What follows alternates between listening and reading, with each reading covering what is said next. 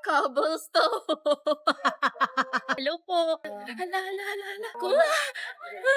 Ang tikod ng masaga. Saan sila mother, sila sister. Exclusive po yan kasi may firma ni Conan O'Brien. Wow, nag-bike si Conan O'Brien. Wait lang, nakaka-pressure. Sa akin, pinapasuot yung helmet ni Conan O'Brien. Sobrang ano ko pa naman, lampa. Nag-enjoy ako. Hindi ko alam ba't ganito mukha ko. Amoy Conan O'Brien pa. Charot! Ano to, nangangati ilong ko.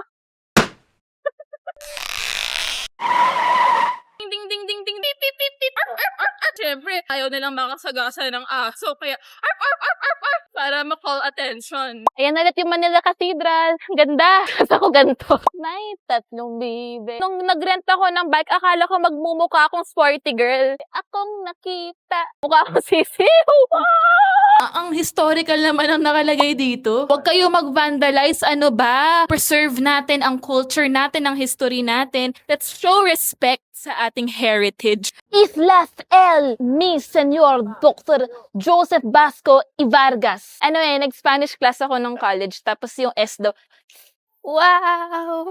Wow, malubak. Bakit pag nagta-travel tayo sa ibang bansa, 'di ba? Proud na proud tayo, picture tayo. Dapat dito rin sa Pilipinas, proud tayo yung sariling atin.